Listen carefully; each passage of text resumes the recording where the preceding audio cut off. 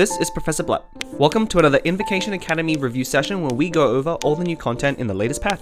First, we'll look at the 3 new character cards in version 4.1, as well as some deck ideas to try.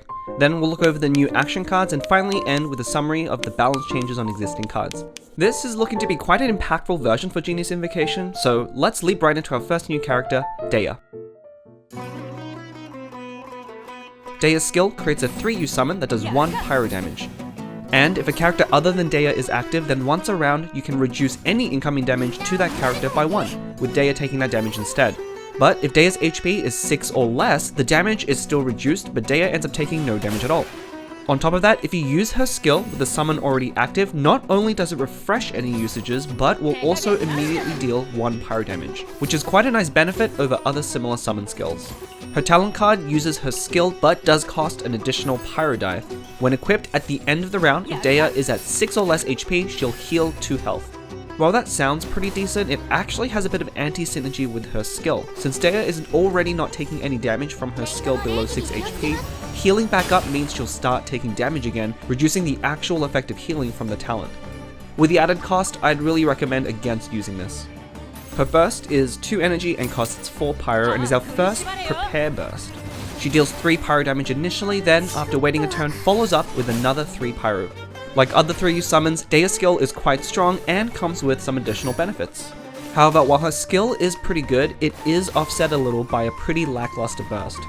A 4-cost burst that only does 6 damage and requiring you to prepare is a bit less powerful than other options, particularly since it's pretty hard to make use of the second pyro application.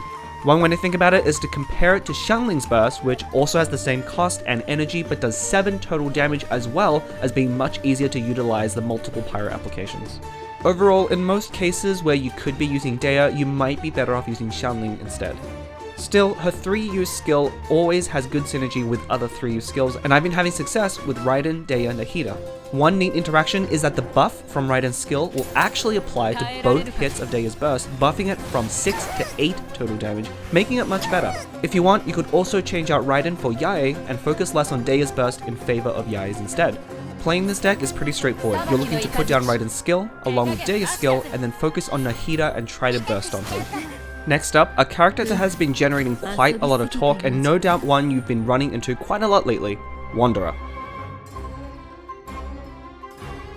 Wanderer's skill is extremely unique. While only doing 2 anemo damage, it provides him with a buff that not only boosts his next 2 normal attacks by +2, but also makes that attack hit the next standby character rather than the active character. As a reminder, next means the character to the right of the current one looping back around.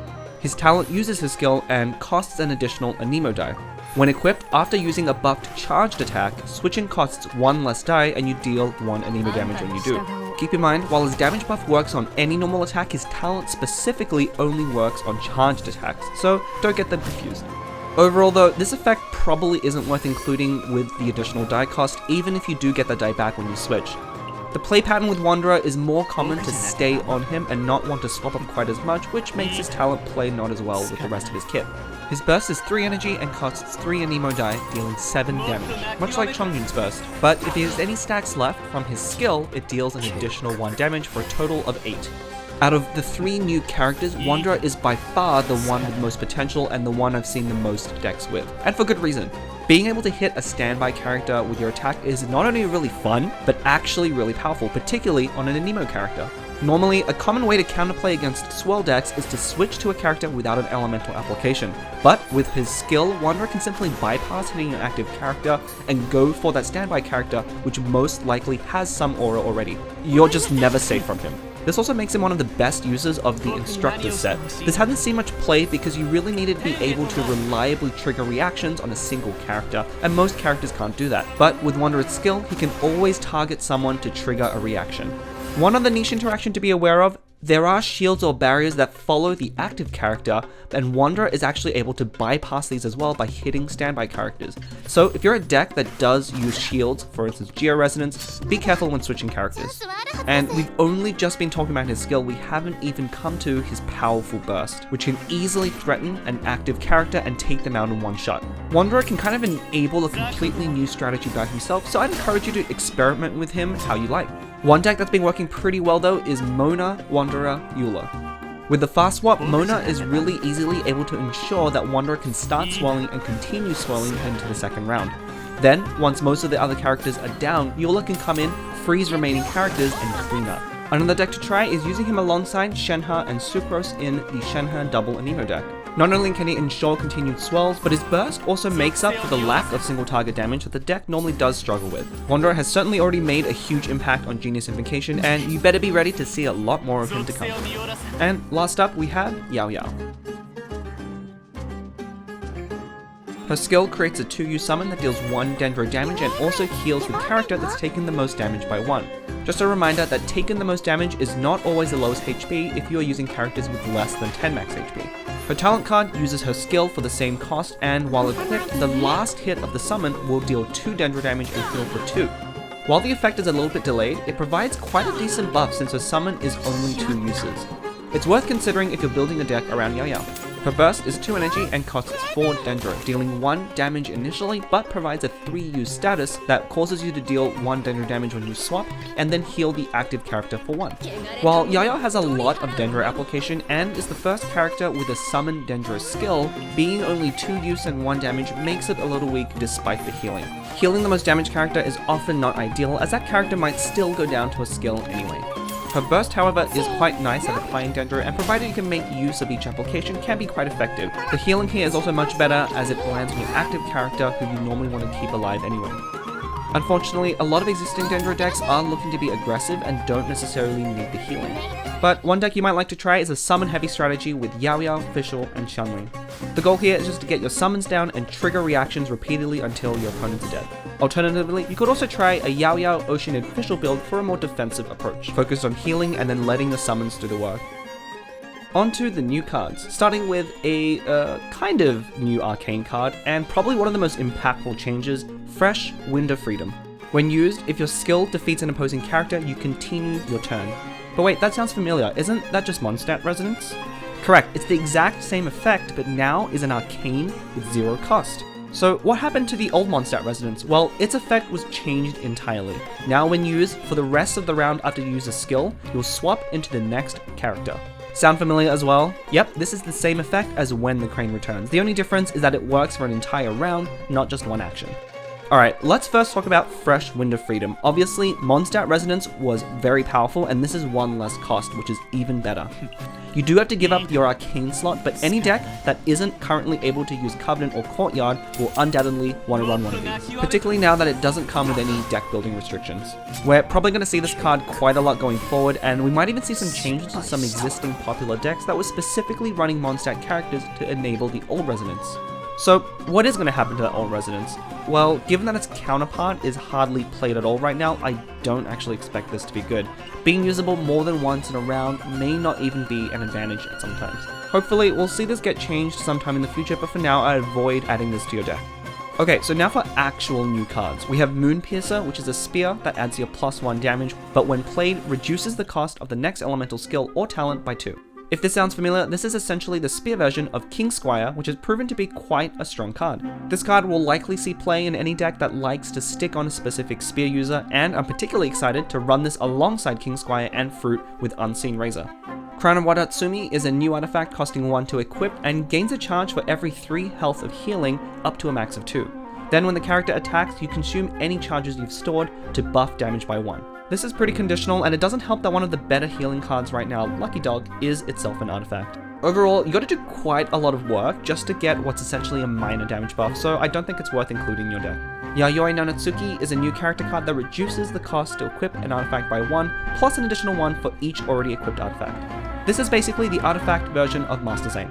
However, while Master Zane can let you chain together weapons for their on-play effects, there aren't quite as many artifacts that do the same thing, so there's not really a reason to replace them, so I don't expect this to see much play. Gandharvaville is a new location that has 3 uses and gives 1 Omni if you have 0 dice at the start of your action. This sounds powerful, giving you 3 dice for 1, but if you remember how hard Covenant was to utilize, well, this is even harder. Plus, with the once a round limit, you can only get full value after 3 rounds. Would not recommend putting this card in your deck. Last of all, we come to one of the weirdest new cards, Pancration. It has a bizarre playing restriction of requiring you to have at least 8 die and your opponent not having ended their turn. pretty much means you can only play it at the start of your own turn. Then, when the first player ends the turn that round, the opponent draws 2 cards. That's right, you could be the one playing this and end up giving your opponent the 2 cards. With the dice restriction, it means you can't just play it when you know for sure your opponent is about to end. They'll be able to see this coming and have an opportunity to force you to play awkwardly, and all in all, it's not really worth the effect. Like Friendship Eternal, this card is extremely fun to play, but if your goal is to win, you're better off not adding this to your deck. Also, if you're wondering where to find this card, this doesn't actually appear in Prince's shop. Avoiding any spoilers, you will have to progress the version 4.1 questline and some of the side quests in order to unlock the shop that contains this card. And finally, let's get to the balance changes, starting with the characters. Tartaglia got a whole set of buffs. Firstly, Riptide is now permanent rather than having a 2-round duration. Secondly, his range burst increased from 4 to 5 damage. And thirdly, his elemental skill now also applies Riptide, not just his charge attacks. To top it off, his talent was also reduced from 4 to 3 Hydro Die, but now instead of dealing 1 damage to every character with Riptide at the end of the round, it only deals to the active character with Riptide. While each individual change is pretty minor, added together, it's quite a massive upgrade, and definitely one to keep an eye out on, particularly since Inzaghi already showed us how powerful pre-buffed Tartaglia was during the Southeast Asia Prince Cup. Ayato too got quite the buff, which is great because he hasn't seen much play. The infusions from his skill went from 2 to 3 uses, and his burst is now only 2 energy, but does 1 less hydro damage, which is an overall buff. These 2 buffs together are quite significant, as now you can use his skill, normal attack once, then burst right away, and still have 2 more infused normals left. There's definitely a lot of new potential here, and if you've always wanted to use Ayato, now is the time. Cryosisson also got quite a nice buff. Previously, any reaction on any of your characters would reduce her Sisson usages by 1. However, now only reactions on Sisson Mage herself will do this, making it much less likely that you'll lose stacks, particularly the first time you use it in a game. This was definitely one of her biggest weaknesses, and I'm really excited to see how she does because now she's a lot closer to being cryo-official than before, which is quite strong. We might even see a resurgence of Fatui Resonance decks, particularly in combination with Tartaglia's buffs. Diona got a minor buff with her talent being reduced from 4 to 3 cryo dice, which puts it back to the base cost. There's definitely some players out there who are already using Diona with her talent, and this will be a great change for them, but overall, not super impactful. Finally, Xingqiu too got a minor upgrade with the initial hit of his burst going from 1 to 2 damage. While nice, most of his utility is still from his rain sword, so this likely isn't going to change anything significant. As for action cards, Food got quite a bit of an upgrade this patch, notably with NRE going from 2 to 1 die. For those that remember, NRE was popular with players early on, but since has dropped off. But this buff could change that. Since NRE draws you a food right away, one way you can think of this is like a food strategize. You pay 1 to draw 1 food right away, and then after playing that food card or a different one, you draw another card, essentially drawing you 2 cards for 1, with the potential for even more later. Still, filling a deck with food can still have downsides, so we'll have to see if this is good enough to make a food deck. To help, Chef Mao also received a small buff. While his effect is unchanged, the first time you trigger it with food, you'll also draw an additional food from the deck. This means provided you have a food in hand already, you'll immediately be able to replace not only the dice you get from using that food, but also the card you spent on Chef Mao. And one other interesting buff was Teva Fried Egg, with the cost going down from 3 aligned all the way to 2, which is a huge change. At this cost, Egg might actually be somewhat playable, as it now costs less dice than it would normally take for your opponent to take down that character again. Revive effects like this could work particularly well if your deck has a lot of fast swap effects like Leave It To Me, Anima Resonance, or even something like Kaching Stiletto. If you've always wanted to give this card a try, now is definitely the time to do so. Dunyazad also got a slight buff to draw a companion card from your deck the first time you play a companion card, similar to Chef Mao's change. One interaction to be aware of: if you play a 0-cost character card like Liban or Cheng the Knight, you'll get to draw a new character card from your deck without actually using up the dice reduction. If your deck is running these along with other cards like Paimon or Liu Su, then you can consider running Dunyazad. Otherwise, this isn't a particularly impactful change.